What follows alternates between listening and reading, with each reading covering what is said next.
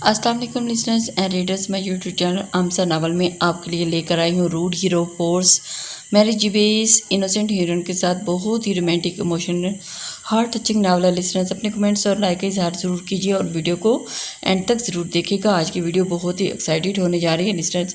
जी तो चलते हैं आज की एपिसोड की जानिब। मामा मामा कहाँ जा रही हैं आप? प्लीज़ मुझे डर लगा, मत जाएं, मैं नहीं रह सकता। परी का हाथ हमें हाथ हीर ने अपनी गिरफ्त इस तरह लिया कि वो उसके ऊपर झुकी और उसकी बड़बड़ाहट सुनकर परी शशते रहेगी। अपना इतना लंबा चौड़ा मर्द इस तरह मामा के अल्फाज पुकार रहा था जैसे कोई 5 साल का बच्चा अपनी माँ के जाने से खौफजदा हो। हाथ हीर की गर्म सांसें परी को झुलसा रही थी। वो उसकी गिरफ्त से निकलना चाहती थी मगर हाथ हीर की गिरफ्त सख्त थी। वह नीम बेहोशी की हालत में उसका हाथ थमे मुसलसल बड़बड़ा रहा था। थोड़ी देर के बाद वो नींद में गया तो परी ने अपना हाथ उसकी गिरफ्त से निकालना चाहा। वह पसीने में डूबी हुई थी। इतनी हिम्मत, इतनी सी गुर्बत से उसका ये हाल हो गया था और तफसील बताकर अब वो इंतज़ार कर रही थी जब तक ईद हार के माथे पर पसीने की पट्टियाँ रखती। थोड़ी देर में आशिर और सबिका बेगम डांट के साथ आए जिनको देखकर परी ने सुकून का सांस लिया। मौसम की तब्दीली की वजह से फ्लू और बुखार है मगर इनको कोई ज़हनी टेंशन या दबाव है। आप कोशिश करें ये दबाव से निकल आए वरना नर्वस ब्रेकडाउन भी हो सकता है। डॉक्टर के प्रोफेशनल अंदाज से कहने पर परी चौंकी। ज़हनी टेंशन, जबकि वो तो ठीक ही था, इसे क्या टेंशन हो सकती है? बेटा हाथ हीर का ख्याल रखा करो, इसका माजी उसे भूलने नहीं देता। ये तुम्हारे ऊपर से है, तुम किसी एतमाद में लाकर इसे माजी के दर्द से बाहर निकाल देती हो। मुझे तुम पर भरोसा है, तुम ये काम कर सकती हो। तुम अपनी मोहब्बत से उसे अपना यकीन वापस ला सकती हो। मोहब्बत व हैरानी से सबिका बेगम को देख रही थी। बेटा बड़े अगर चुप रहते हैं तो इसका मतलब ये नहीं कि वो बेखबर है। मैंने बहुत पहले तुम्हारी आंखों में हाथ हीर के लिए मोहब्बत देखी है मगर हालात कुछ और थे, तभी मैंने खामोशी इख्तियार कर ली थी। मगर जब किस्मत में मौका दिया तो मैंने वही किया जो मुझे ठीक लगा। अब तुम पर मुनहसर है कि तुम अपनी मोहब्बत से उसे कैसे जीत सकती हो। सबिका बेगम ने परी को हैरत को देखते हुए तफसीलन गोशवारा किया। You are the great my sweet दादू। वो प्यार से उनको गले से लगाकर उनकी अक्ल को दाद दे रही थी। आप इतनी अक्लमंद हैं, मुझे पता नहीं था। वो शरारत से उनको कहती टेबल पर पड़े चिप्स मुंह में डालने लगी और सुबह से कुछ खाया नहीं था। अब जहन जो हल्का सा थोड़ी टेंशन दूर हुई तो महसूस हुई उसे कोई राजदार मिल गया। उसकी जान में प्यारी दादू जो उम्र और तजर्बे में उससे बड़ी थी और उसके मशवरे पर अमल करके हाथ हीर को अपनी मोहब्बत से तस्वीर कर सकती थी। चल हट, अब मेरी नमाज का वक्त भी जा रहा है। अब ये आशिर को कॉल कर दो, दवा लेने गया है या दवाई बनाने घर भी जाना है। सबिका बेगम अब उसे डांट कर कहा तो वो मुस्कुराते हुए आशिर को कार मिलाने लगी। रुक जाती। दादू कान पर मोबाइल टिकाए वो अब सबिका बेगम को लाड से कह रही थी कल सुबह भी आ जाऊंगी बेटा, ये रुकने का ना मेरे सामने मत लिया करो। पता है ना तेरी दादू को दूसरी जगह नींद नहीं आती और बड़ी हो जाओ। बेटा अब ससुराल में तुम हो। दूसरे दिन ही वो उसे सब कुछ सिखा रही थी, अब उसे प्यार से समझा रही थी। वो दोनों उस वक्त लाउंज में बैठी थी जबकि आशिर बाहर से कुछ मेडिसिन लाने गया था और हाथ हीर कमरे में सो रहा था। थोड़ी देर में आशिर भी आ गया और सबिका बेगम जाने की तैयारी करने लगी। बहुत सारी हिदायत देकर अब वो जा रही थी। ऐसे तुम अकेले ख्याल रख लोगी हाथ हीर भाई का? तुम कभी अपना ख्याल रख सकी, इनका ख्याल कैसे रखोगी? जाते हुए आशिर उसे उसको छेड़ रहा था। पता था घर में सबसे नाजुक मिजाज वही थी। अब ऐसा भी नहीं है वो कोई बच्चे नहीं है जो मुझे केयर करने का मसला होगा। अब आशिर को छिड़म कर जवाब दे रही थी। दादू ये कितनी बदल गई है ना, हमारी परी लगती ही नहीं है। वो प्यार से अपनी बड़ी बहन को देखकर शोख और चंचल सी परी को अभी समझदार और सुलझी हुई लड़की लग रही थी। तुम्हारी आंखें खराब हो गई होंगी, मैं वही हूँ। अब परी ने बड़ा जवाबी कार्रवाई देते हुए वो हंसने लगा। सबिका बेगम दोनों की नोकझोंक से महसूस हो रही थी और वह अब जाने के लिए उठने लगी। अब दोनों उनको गेट तक छोड़कर वापस आई तो हाथ हीर अब तक सो रहा था। उसे देखकर उसे सुबह वाला वाक़या याद आ गया और उसके गाल तबके। मतलब उनका माजी उनकी याद के साथ अब भी जुड़ा है। अभी वो सोच रही थी कि जब उसके दिमाग में जमाका हुआ कुछ याद आने पर वो अब अपनी अलमारी कपड़ों के बीच में कुछ ढूंढ रही थी और तेज़ी से फिर मतलूबा चीज़ मिलने पर उसके चेहरे पर चमक आई और उसने अपनी मुट्ठी खोली तो वो हाथ में एक छोटी सी चाबी थी। अब वो हाथ हीर को मुतमईन नज़र से देख रही थी और डॉक्टर ने उसे सुकून और आवर इंजेक्शन लगाया था जिसकी वजह से वो 5-6 घंटे से पहले उठने वाला नहीं था। वो बहुत मुतमईन सी नीचे बेसमेंट में आ गई जहाँ एक लाइब्रेरी बंद पड़ी थी। उसने चाबी खोला तो वो दरवाज़ा खुलता चला गया। ये चाबी दरअसल उसकी डुप्लीकेट थी जो फुरकान साहब ने उसे दी थी क्योंकि ये लाइब्रेरी हाथ हीर की मलकियत थी और वहाँ किसी को जाने की इजाज़त नहीं थी। उसकी चाबी से इल्म था। परी दरवाज़ा खोलते ही चौंक उठी थी। वो लाइब्रेरी मगर उस दीवार मुख्तलिफ तस्वीरें और निशानात से भरी पड़ी थी। तस्वीर में बहुत से निशानात बने थे। उस तस्वीर को मिटाने की कोशिश की हो कुछ अजीब और वहशत ज़दा मंजर। वो तस्वीर एक खूबसूरत औरत की थी जो मुतली हुई लिबास में मुस्कुराती हुई नजर आ रही थी और जिसकी मशाहबत हादिर से मिल रही थी। वो समझ गई थी कि हादिर की माँ है और उनकी ज़ाती शख्सियत से बहुत मुतासिर नजर आ रही थी। फिर उसने लाइब्रेरी में रखे टेबल का दरवाज़ा खोला तो उसे अपनी मतलूबा चीज़ मिल गई और डायरी का सफ़ा खोले। माजी तो वह अपने घर की लाडली और इकलौती बेटी थी जिसे पैसे की फरवानी ने उसे और नखरीला बना दिया था। और उसका रिश्ता अपने कज़न फुरकान बेग से लगा हुआ था जो उसे पागलों की तरह चाहता था। और तुबा थी कि डेयर में थी, सेकंड ईयर में थी, थर्ड ईयर में थी जब उसको एमएस में प्रपोज किया था और जो उससे 2 साल सीनियर था। और पहले उसे कतराती थी मगर आहिस्ता आहिस्ता उसकी मोहब्बत में पूर डूब गई और उसे अपनी मंगनी भी भूल गई। वो दोनों मोहब्बत में सब कुछ भूले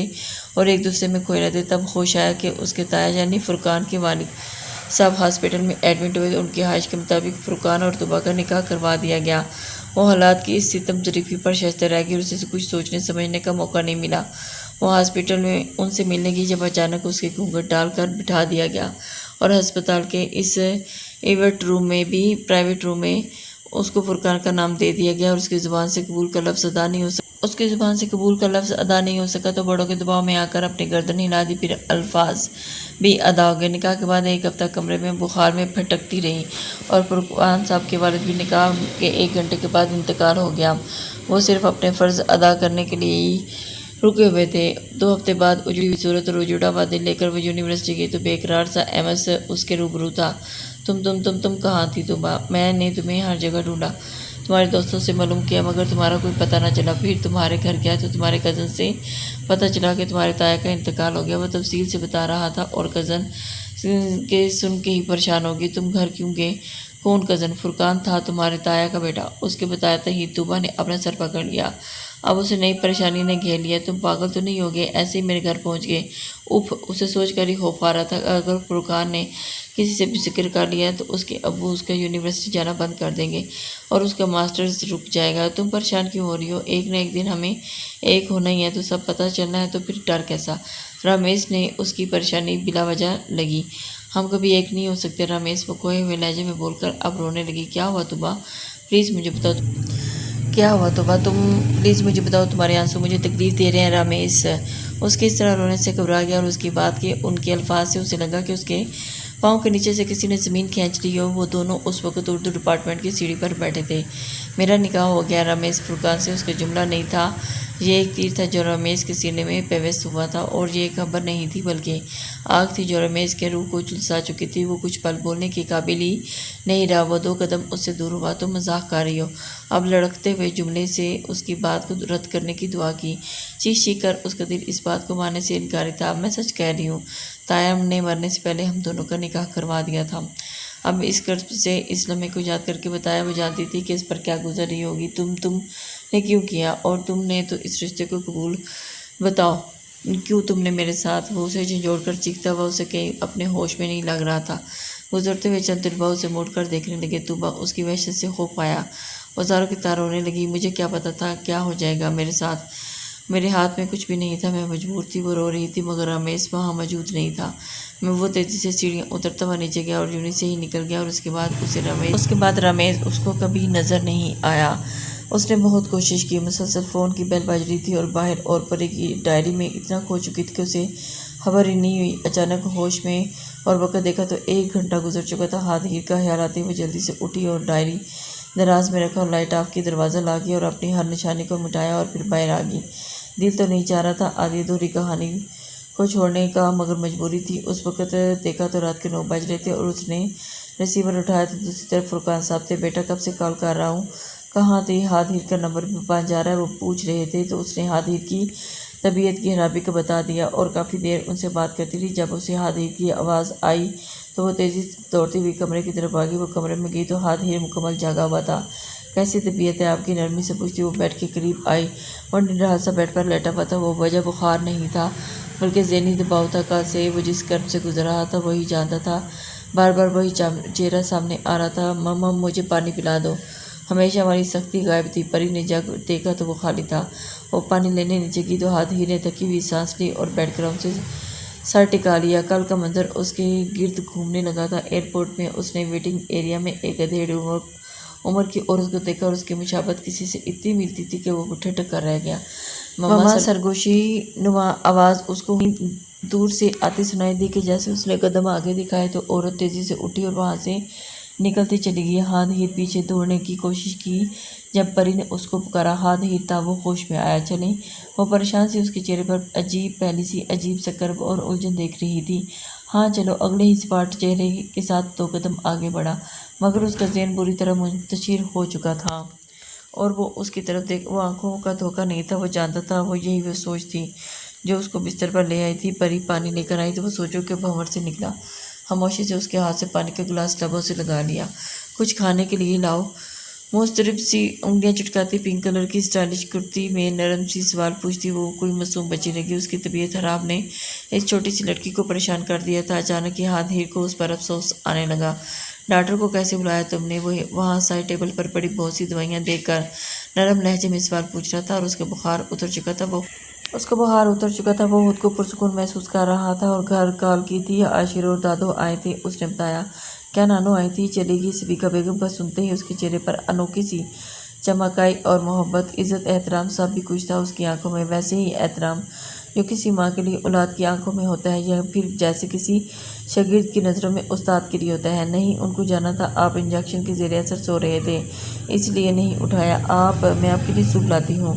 वो उसे तफसील बताती उसके लिए सूप लाने के लिए किचन में चली गई। थोड़ी देर में वो उसके लिए सूप लाई तो वो बगैर कुछ कहे ही पीने लगा। वो घड़ी देखती रहेगी और फिर ही कमरे की विंडो स्लाइड के नीचे नीले आसमान भरे तारों को देखने लगी। हाथ हीर ने 2-3 चम्मच पीने के बाद उसकी तरफ पुष्ट की निगाह किया और उसका ख्याल आया। फिर उसे पुकार बैठा।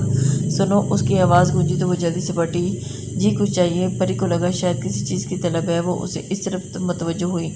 तुमने कुछ खाया? नरमी से पूछता। परी को उसकी हाथ हीर बिल्कुल मुख्तलिफ लगा। पहली बार उसके चेहरे पर परी के लिए फ़िक्र थी। वो नन्हा नहीं। हाथ हीर के पूछने पर उसको याद आया कि उसने तो सुबह से कुछ नहीं खाया। हाँ जाओ अपने लिए खाना लेकर आओ।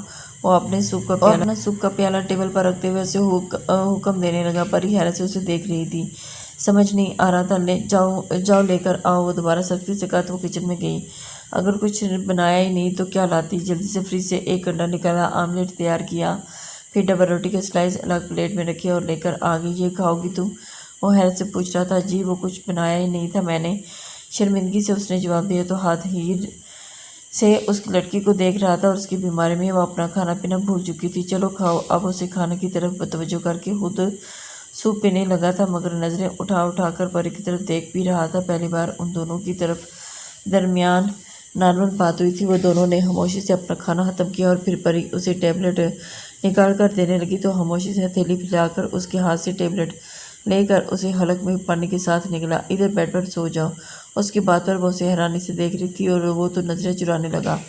मुझे वो किसी चीज़ की ज़रूरत हुई तो रात में मैं तुम्हें आसानी से बोलते हुए नज़रें चुरा कर वजाहत देता हुआ बोला तो परी के दिल की खुशी की लहर उठी। वो तेज़ी से उठी और बेड के दूसरी साइड पर अपनी जगह बनाती लेट गई। आज आपने मुझे अपने बेड पर जगह दे दी है मिस्टर हाथ हीर। एक दिन आएगा जब आप मुझे अपने दिल में भी जगह देंगे। दूसरी समत करवट लेकर मुस्कुराते हुए दिल ही दिल में उससे मुखातिब हुई। दूसरी तरफ वो सोच रहा था ये लड़की उसे तस्हीर कर रही है, आहिस्ता आहिस्ता उसके सामने इतना मजबूर क्यों हो रहा है? क्या ज़रूरत थी उसे बेड पर बुलाने की? वो खुशफहमी को शिकार हो जाएगी। जब यही कुछ नहीं चाहता था तो डर था आने लगा। आने वाले वक्त से वो नहीं चाहता था कि लड़की पर एतबार कर उसे मोहब्बत के एतबार को ठेस पहुँचाकर उसे दूर कर दे और उसकी पुश्त को तकता वो नींद की वादियों में चला गया। सुबह परी की आँख खुली तो सामने का नज़र पड़ी तो वो यूनिफॉर्म में मुकम्मल तैयार लग रहा था। वो हैरत से उसकी पूछ तक रही थी। आपकी तो तबीयत ठीक नहीं थी। उसे तैयार देखकर पूछ बैठी। परी की आवाज़ सुनकर वो चौंका और मुड़ा, एक नज़र उसे देखा। जब नींद भरी आंखों में हैरत समय उसे देख रही थी। तबीयत ठीक नहीं थी, अब ठीक है, तो फिक्र नहीं करो, मैं ठीक हूँ। अब क्या पहनता हुआ वो अपने महसूस गंभीर लहजे में उसे कह रहा था। परी खामोश होगी, मगर उसे अब एक नई फिक्र सताने लगी। वो चला जाएगा तो इतने बड़े घर में वो अकेली रह जाएगी। वही सोच रही थी जब दोबारा उसकी तरफ मुड़ा और उससे मुखातिब किया। सुनो, आज आपदा आ जाएगी, तुम ज़रा देख लेना, आते ही काम संभाले उसे कहना। वो हैरत से उसे देख रही थी। हैं? कौन आपदा? ये लोग हैं कौन? उसकी बड़ी बड़ी आंखों पर पहली हैरत और बेयकीनी देकर हाथ हीर के होंठों के कोनों में मुस्कुराहट फैल गई। मुलाजमा है वो, मेरी पहली बीवी नहीं। वो अपनी आंखें अंदर करके बाहर आ जाए और उसकी पहली भी आंखों को देखकर चोट की तो परी ने जल्दी से अपनी आंखें न सिर्फ झुका ली बल्कि बंद कर ली। हादिर के चेहरे पर फिर मुस्कुराहट फैल गई। वो संजीदा सा शख्स जिसे परी ने कभी हंसते हुए मुस्कुराते हुए नहीं देखा था, आज वो 5 मिनट की दुरानी में दोबारा मुस्कुरा चुका था। आप रुके, मैं नाश्ता बनाती हूँ। उसे ज़्यादा देखकर वो जल्दी से उठने लगी। नहीं, जाकर कर लूँगा, टाइम नहीं है। वो कमरे से निकलने लगा था, फिर मुड़कर रुका। तुम कर लेना, वो कहकर रुका नहीं, चला गया। थे तो वो लफ्ज़, मगर वो लफ्ज़ परी के लिए किसी कीमती अल्फाज से कम नहीं थे। और अब भी नाश्ता करके